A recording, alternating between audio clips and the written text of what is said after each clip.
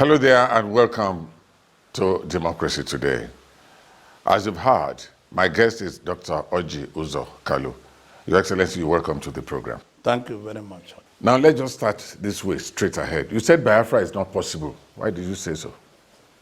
I didn't say it's not. I said that there's no need for it now because dividing this big country will be a mistake both to the holder and beholder.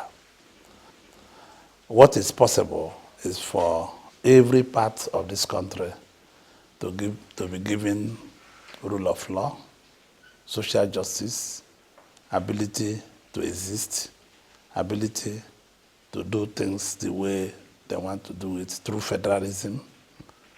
And I don't think clamoring to separate the country is an end thing that should help anybody. I think what majority of Nigerian people, not only the Igbos, are looking at, if a court in Kebbi gives order, that order must be obeyed. If a court in Abia gives order, that order must be obeyed. If Orji Kalu goes against traffic lights and I'm caught, I should be punished. This is what country is looking for. One rule for everybody.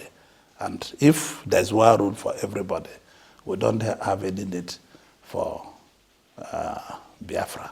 They should not have any need for it because it's not an acceptable norms. If you look at South Sudan, you look at Eritrea, look at countries, if you go to the Eastern Europe and see countries, Kosovo and all the rest of them, these are no countries because they broke away.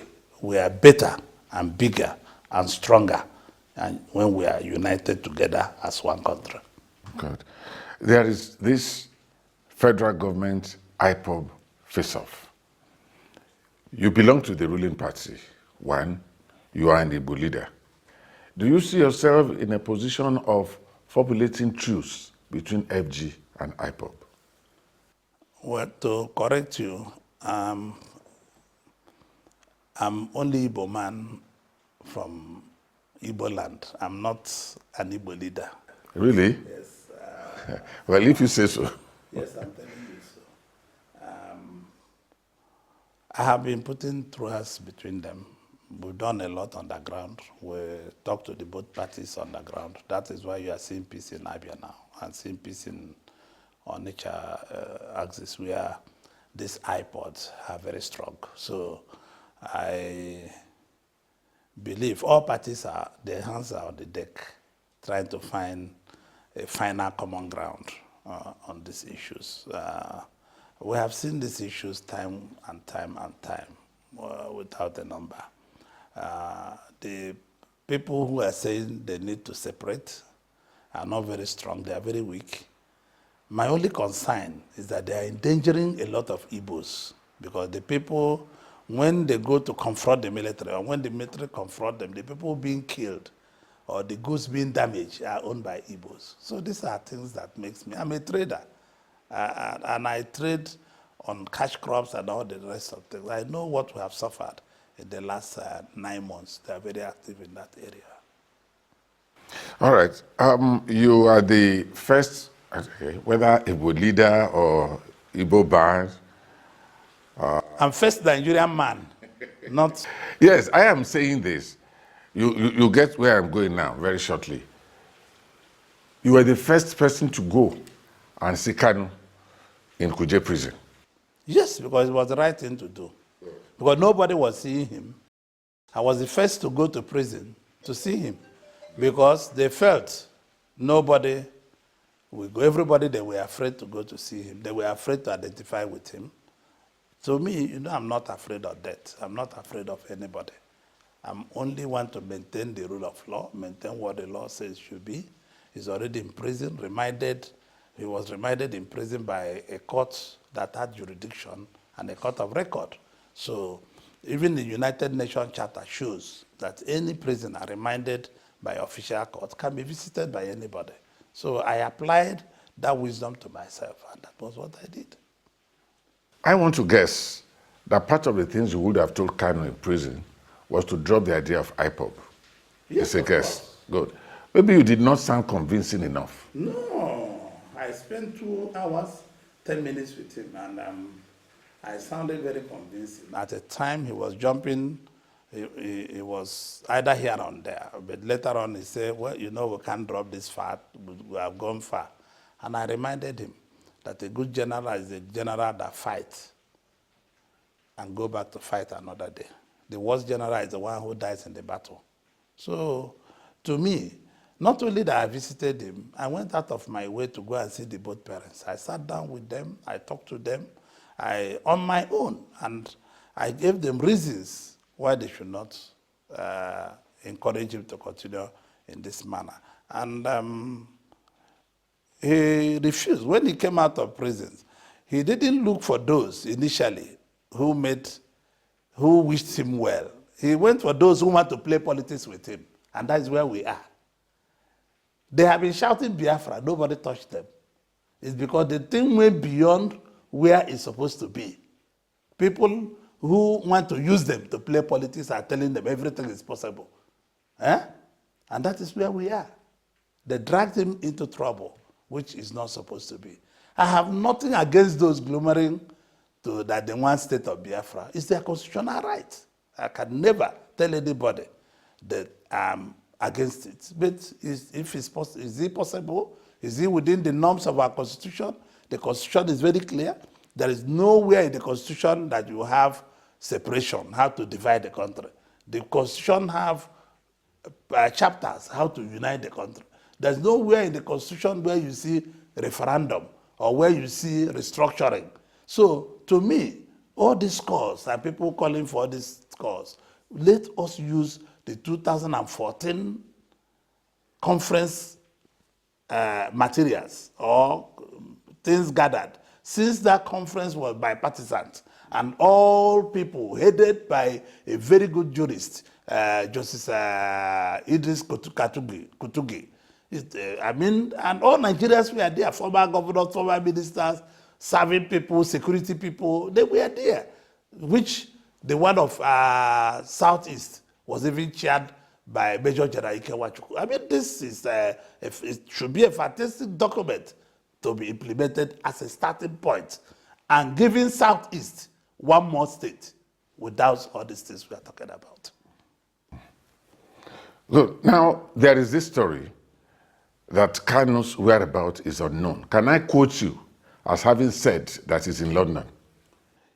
I didn't say categorically that he was in London. I told the Punch newspaper, which you can read what I said in the Punch.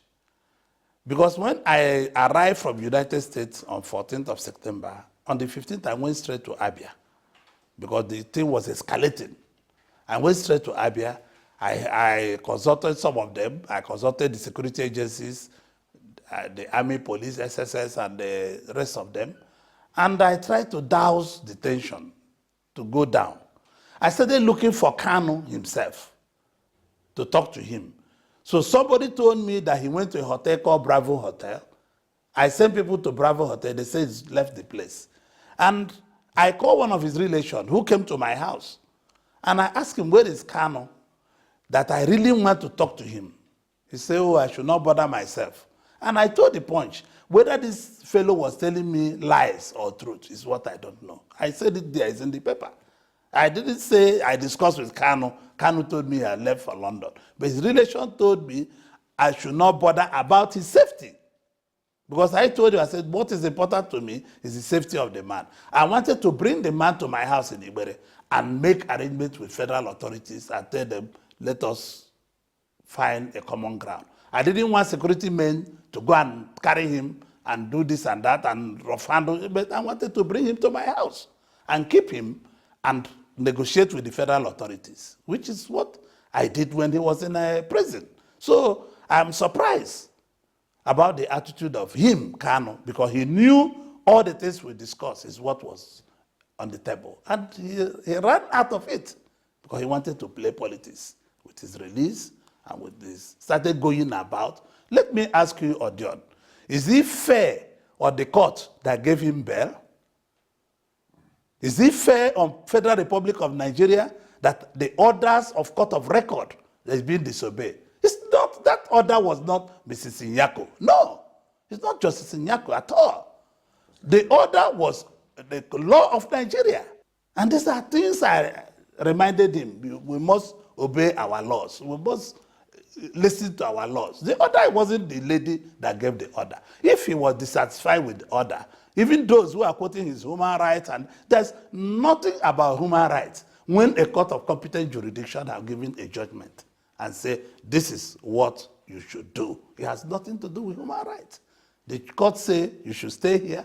Listen, I'm here for my own freedom in 2007. The same court gave me condition where I can still live in Nigeria. Although it's a criminal case, but I accepted those conditions. And if I wanted to vary those conditions, I will go to appellate court. We have 5 justices of Court of Appeal will sit and hear it. So I continue blaming our elders, our friends, my people who are equal mates with me, who are saying his human rights have been tampered with. Not when a court of record is concerned, because that order was not order of Buhari. It was not order of Chief of Army Staff. It was not order of Director General of SSS. It was not order of anybody. It was order of courts of competent jurisdiction. So he could have been mellowed down to obey that order. And his boys could have also be carrying the flag and be doing Biafra while he's obeying that court order. And nobody will disturb anybody. But when you go out to molest people on the road, people are afraid to say the truth. I'm not afraid of death. I'm not even afraid of anybody. You know me from my university days to today. I've been the same person. I don't care what anybody say. What I care is justice must be done where justice is supposed to be done. If Kanu had gone to obey that court order, they say you should not come in public, he will stay. His second in trouble will be carrying flag everywhere, be doing Biafra. Nobody will touch him because he wasn't given order by a court. If Kanu wanted to see people, they come to his house and see him. But what you see in social media, he mounted guard of honor, he started abusing everybody. He abused the Sun newspaper, he abused the owner of Sun newspaper, he abused me personally, that Sun were writing against him and bought over by Hausa Fulani and bought over by Yoruba people. How can you run a republic when you are not in good terms with the Yorubas, you are not in good terms with Hausas, you are not good terms with Ijos? Who will you be in good terms with? The issue is that he should go back and purge himself with the realities of today. Is the Southeast truly marginalized? Yes, the Southeast is marginalized. I'm trained by Hausa Fulani people. I'm not afraid of speaking the truth. The Southeast is truly marginalized. That is the truth. Nobody can say the Southeast is not marginalized. Since after the war, the treatment of people from Southeast is different. The connection of people from Southeast is different.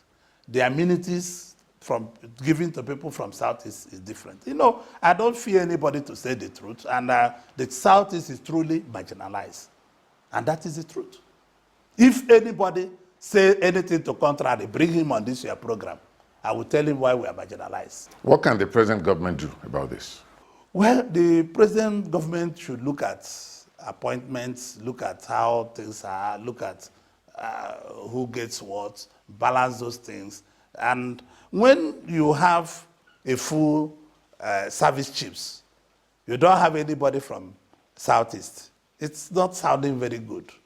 It's not looking nice at all. No matter who is the president, no matter who is the vice president, no matter who is the Senate president, you don't have any Igbo holding posts, legitimate posts in all service chiefs. I mean, it's not right. I mean, for whatever it was, whatever is worth doing is worth doing well.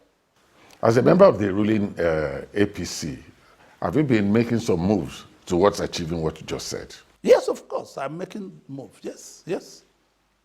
A school of thought believes that you are already selling Igbo because you are an APC man. What do you mean? I don't understand.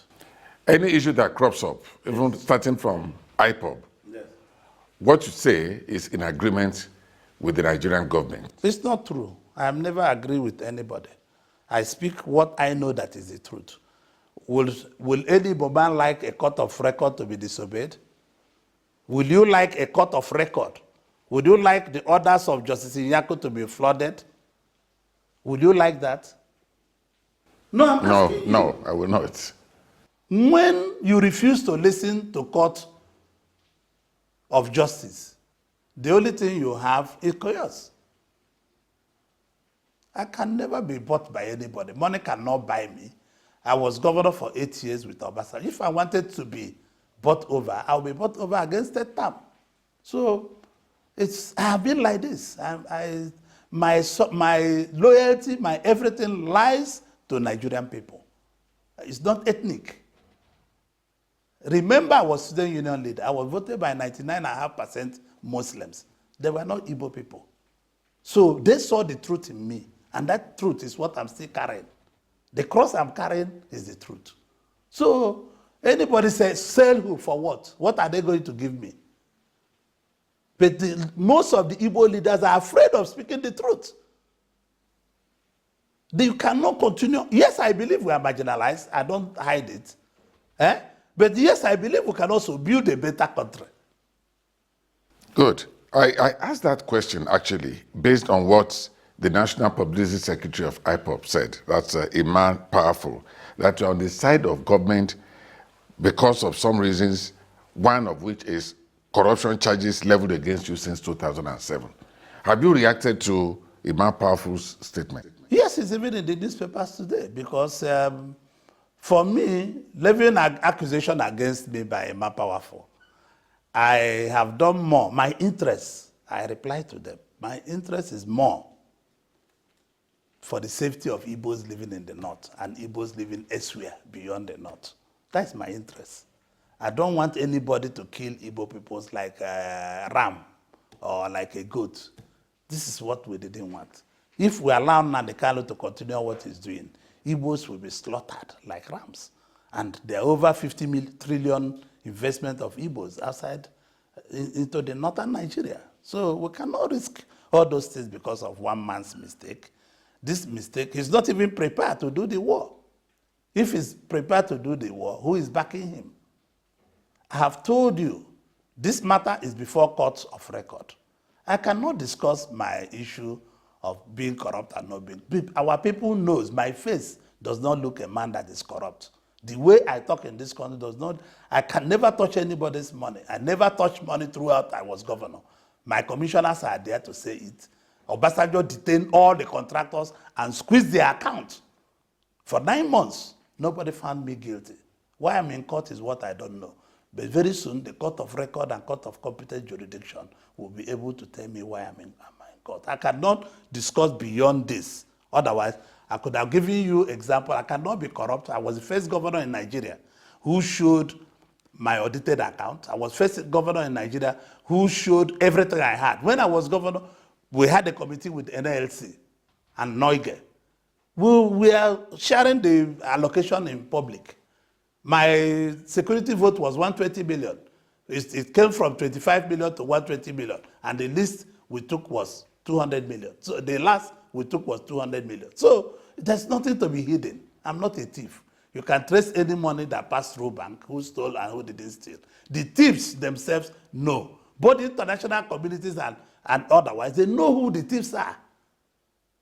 So the thieves is what they want to bring out now, and people are crying. They know who the real thieves are. My issue had been a political problem. My issue was based on third term, which we said, no, you cannot do this. This is our country. We will put everything. And we fought. I'm one of the surviving governors that fought third term, who is still standing. Others were destroyed. And I don't want to mention anybody's name for being sued. So I believe, most sincerely, that people should stop flagging propaganda and unnecessary cheap propaganda, unnecessary blackmail, which will not do anybody any wrong. I'm a man that is welcome in Washington, I'm welcome in UK, in London, I'm welcome anywhere I go. And these agencies know that I'm not corrupt. They know I didn't touch one kobo. I was doing better than the state when I was there. So what is my headache? It doesn't bother me. So let us see what the court that handles that matter for over 10 years now, what they said. So I don't need to blame my trumpet. I believe to present the facts of the law. If I'm guilty, you punish me. If I'm not guilty, you leave me to go home. Two things must happen. All right. You mentioned Obasanjo in your answer now, and I have two questions related to Obasanjo. One, I want to know from you why that disdain, why that enmity from Obasanjo towards you, and two, I want to believe that some of your businesses collapsed and some moved outside Nigeria. Are we getting them back to boost our economy? Well, we are gradually getting them back. We are watching President Buhari. Possibly when Buhari will be doing his second, if he's going to run for second term, when he's doing his second term, all the businesses will be back. Because we now know that democracy is taking place, or when another person is taking over as president, we will know that things are getting better, because Nigerian president is the most powerful president who can wake up and close a bank, who can wake up and close an airline for doing nothing. You didn't offend him? Nothing. I don't want to talk about the airline because we are in the court. Okay. We are in court against the federal government. So I don't want to talk about it here openly. I could have told you what happened. And you see no letter, nothing, no warning, nothing. You just bang. It was a decision of chief of staff and one other powerful minister. They made up their mind and got the consent of the president, and Minister of Aviation called NCA, ground all the airlines. In which place? Should be about 25 or so. There's 14 planes on grounded. And if one luxurious bus committed offense on the Kogi Road, are you going to punish other luxurious buses? If Alhaji A.A. Chachagi has fleet of trailers, or this Dangote Cement has fleet of trailers, one trailer commits offense on Lokoja, Abuja Road, are you going to touch the one in Lagos Ibadan Expressway? Are you going to touch the one in Enugu Port Harcourt Aba Expressway? You cannot do that. That was what they did. It was wrong. It was affront of a country like Nigeria who is looking for investment. Right. You spoke about a possible second term of President Buhari. You are saying this at a time when the school of thought believes that the man is not healthy enough to go ahead. Well, I'm not Buhari's doctor. I'm not Buhari's personal physician. It's only Buhari can say whether he's healthy or not. Like when he was abroad, people were saying he will not come back. I came to your channels and I told people, I said, the man will come back healthier than expected. Those who are wishing him to die, he will not die. Those who are, I'm not God, but from what I saw, the man was healthy and he will come back healthier and he's back. So nobody is God. Nobody can even quantify the extent of his being prepared to do something. It's only his doctors and himself. So it's left for him. But every other president have looked for third term. I'll be surprised if Buhari is not going to ask for third term. It's second term. It's his entitlement as a president. For second term, not third term. No, for second term, sorry, a slip up. Yeah. I don't see any why he cannot ask for second term, because it's his entitlement. Because entitlement is a desire God has given to all of us, in us. I'm not saying it because of Buhari. If he's not running, many people will run. Even if he's running, if I want to run, I'll run against him. If I want to run, if I'm prepared enough to run. But the problem that we Igbos have decided that is still the turn of the Northerners. So we are not going to run this time. If we are to run, both PDP and APC, it's a bipartisan decision that will look towards 2023. Otherwise, all of us are competent to run against Buhari. But he's entitled to his second term, unless he says no. Okay, let's go to Anambra State. Why do you are from Abia State? But then when you were moving to APC, you gave us the impression that as a strong man from Southeast, APC will benefit immensely from you. So that's why I want to bring in November 18 Anambra election. Now, APGA has the power of incumbency in Anambra State, and PDP has come out of a legal tussle, and we want to believe probably they are getting better. Have you seen Nwoye as the best that would take APC to the promised land in Anambra State? Yes, APC is going to win the election. With Nwoye? With Nwoye? With Nwoye, yes. He's a very strong candidate on ground. He's loved by young people, loved by local politics. The local politics in Anambra is Catholic versus other churches, and other churches versus Catholic Church. But all of them, almost all of them are Catholics. The governor, incumbent governor, is a Catholic. Tony Nwoye is a Catholic. So the youth is going to use the power of the youth to push Nwoye to be the president, to be the governor of Anambra State. Obaze has the advantage of having been a diplomat, Osita Chidoka, former minister, and who I will refer to as a successful FRSC boss. I still believe Nwoye has a lot to contend with. Being successful in FRSC and any road safety commission and being successful in job is not the question of running for Anambra government, Anambra governorship. Anambra is a very strong state, and the demography you have there is youth, and they are going to use the demography of youth to win the election. And people are saying, oh, this one is from north or south on that. No. The Obiano governance, like few days ago, people are calling me, oh, you see President Buhari have endorsed Obiano. He saw him in his office. We recorded. I said, I can go and see President Buhari tomorrow, and they bring the same camera. Tony Nwoye can go and see him. They bring the same camera. Obiano is a serving governor. He's entitled to consult with the president, whether there's an election or not. He's entitled to brief the president from time to time on the security situation of his state, like any other governor of the state. So they have made it a political matter now. The president has endorsed Obiano. It's not true that he refused to see Tony Nwoye. It's not true. I can tell you, it's not true. Obiano came here before. The president didn't see him for almost 2-3 days. He went back and came back again, and the president saw him. His magnanimity. So it does not mean he's endorsing him. The election will be a very tight election, but APC will prevail. And I can tell you the reason why they're going to be prevailing. Peter Obi will be busy fighting Obiano.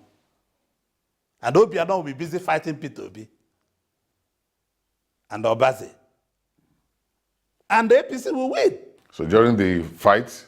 Yes, we will separate the fight. We will take ABGA go left, PDP go right, and APC will ride to the government house in Anambra State. And that is what is going to happen. Economically, the APC house appears to be getting divided against itself. One, this way, Professor Issa Sage was appointed by Mr. President because of corruption, to fight corruption. And this is an appointee going to the media to condemn even the chairman of APC, national chairman of APC, even calling him a chop and chop man, or he has been invited to come and chop. That was not too good for APC, some of us want to believe. Then the NNPC just came up now. The group managing director has accused even the man that has been appointed as the barrowman as doing a lot of things without his consent. And some people somewhere are blocking even Kachiko from seeing Mr. President. All these stories are within the APC. What is going on? Well, opinion is an entitlement. Professor Issa Sage is a very competent jurist, senior lawyer in this country. He has his opinion. His opinion might not be my opinion. His opinion might not be other people's opinion. That is the beauty of APC, that people are able to say their opinion. What do you mean about blocking seeing the president? When President Jonathan was here, ministers also were blocked, and nobody talks about it. So I am not saying it is good to block Kachukwu, but President Buhari knows on how and means his ministers can see him. So it's only him that knows. Blocking might not be the right language. Might be the president is not chanced. Even when I was governor, some commissioners come to see me, I don't see them. The president is a substantive minister. Yes. Minister of State not being able to see substantive minister. Though, you know, the president could be busy. or so far, I don't speak for the president, but what I'm saying, both Kachuku and Barrow could have been able to resolve their matters without going to the press. It's not good for them, both of them, not even for APC. After all, matters were being said publicly when PDP were in power here. So it's not open something. It's not a closed something. They have always flew between Africans when they are working together, who is to report to who. So it is good for president to sort out these things out. And this is why the president, in his wisdom, should make a minor reshuffle to carry us to the election. Now, let's go on a larger scale now, nationally. The word restructuring appears to be the most popular word in Nigeria now. Even a primary school pupil will talk about restructuring. Is restructuring the solution to our problems? We need to restructure our minds first, because the most important thing to restructure is our head and our minds. Even if you restructure to Brina Kabi or to Yenegoa or to Onhafia in Abia State, or you restructure to Ogara in Delta State, it means nothing. But we have to restructure our mind first. We need to bring programs that will bring back our values. We have lost value. We lost total value. We lost everything. People have joked with leadership. People have played with leadership. People see leadership as a source of where they can steal money and better their family. I mean, this is not what it's supposed to do. This wealth is our common wealth. We need to restructure ourselves first. Then we restructure Nigeria. Whether it's restructuring, whether it's anything, I want them to bring back the 2014 conference decision, implement them. Once you implement it, all these things will stop, because that was a bipartisan decision, which everybody fairly agreed. Those are one of the good things. Our leaders should stop saying, because this is what done by Jonathan is not right. If a leader have done something, whether it's Jonathan or Buhari or Babangida or Obasanjo, why I am good? You see, I give praises to Obasanjo where he has done well. I give praises to Jonathan where they have done well. I give praises to everybody where they have done well. So we should do a bipartisan Nigeria and leave hatred alone. We should stop when somebody start a project and stop. You come and abandon it and go to a new project. We should stop it. We are wasting our own resource that we don't have. So as far as I'm concerned, restructuring is what is in everybody's mouth. But restructure our mind and implement 2014 confab report. We'll be better off. And Nigeria will be better, because we must start somewhere. We have to start somewhere, because the constitution is not too open. If you leave me, what I will call for is immediate change of the constitution. Let us have the people's constitution. Let us have constitution based on the wishes of Nigerian people, not constitution that is dumped on us. Now, lastly, Your Excellency, let's talk about 2019 election. I guess it's not too early to start talking about it. And I am worried, because elections in Nigeria are now being marred by violence, possibly as triggered by rigging. What are these things that we should start putting in place now, even from registering to be a voter? Well, I think INEC are doing continuous registration, and I want to thank the INEC chairman and his commissioners there. They are planning of also saying that all results will go electronically to their headquarters. And I believe if INEC continue in this manner, preparation of election should be now. We need to make our security agencies ready. We need to make the agencies that have anything to do with election to be ready now, not in 2019. Everything we are talking about 2019 should be ready today. And in 2019, we implement it. So I really see 2019 coming and going the way other elections have gone, very peacefully, and people will stand the election. If Buhari stands, he stands. If another person will stand, they will stand. So it will come and go. All right, I said the last one, but this one is connected to your answer. In the wake of economic recession, we have been told we are out of it or getting out of it, or whatever. Can you rule out financial inducement in voting? In democracy, Yes. nobody can rule out money and politics, even in America, even in UK, but not inducement. Money is used for logistics, it's used for hotel bill, billboards, campaigning, television adverts, newspaper adverts, social media adverts, and etc. So nobody can rule out money in politics. What I'm saying is, on the roll, people preparing to vote, you ask an eligible voter, who are you voting for? Say, let me see who will give me the... No, if you're a voter, you take money. You have served your 4 years.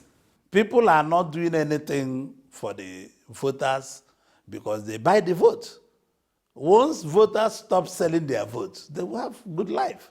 Because as far as our voters continue selling their votes, taking to 2,000 or 1,000 at the polling units to vote for a candidate, that candidate, you finish voting for him. If he's a member of House of Representatives or a senator, he'll go to Abuja and leave. In another 4 years, he'll go and accumulate money he will give you again. But if you elect for a man who will be with you, rain, come sunshine, he will do your roads, he will make sure that your people get what they deserve to. Until when Nigerians, whether they are in Ibere in my village, whether they are in Kubinan Kebi in Sokoto State, whether they are in Katsina or anywhere, whether they are in Lagos, in Oshogbo, in Ogun State, in Abeokuta, until they come together to say, my vote is more important to me than the 2,000 naira you are going to give me. I must vote for a candidate I believe in.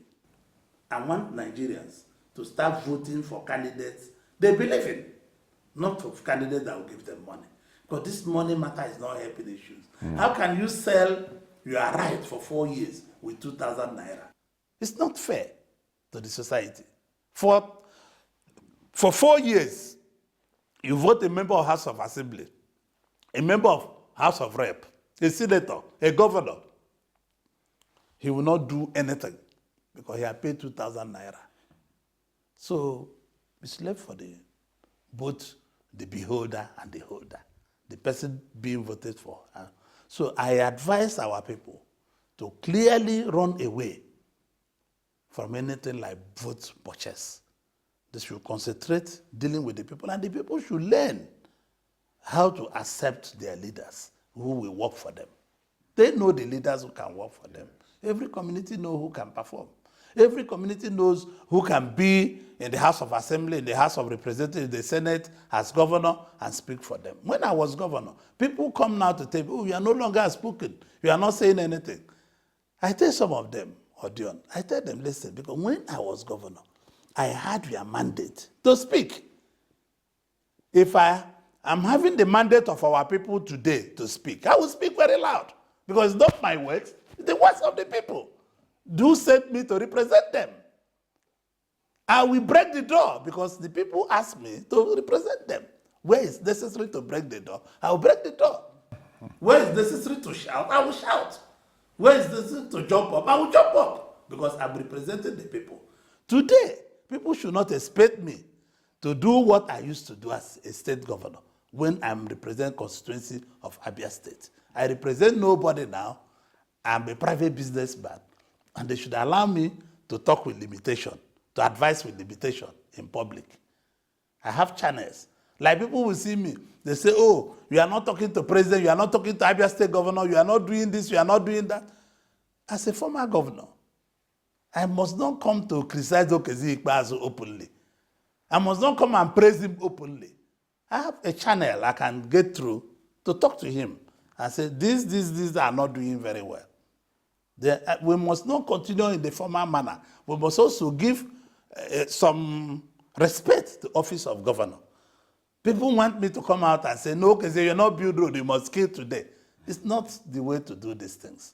I have never seen the governor since he became governor. But if I want to advise him, I can also write it and send to him. I must not see him. I've not spoken to him even on the phone. So it doesn't make any, on 2 occasions I want to advise him. I put it in writing so he can also show it to the public if he likes. So there's no sentiment about it. Thank you very much. It has been a wonderful time having a chat with you, Your Excellency. Thank you. Thank you so much. Thank you. Thank you.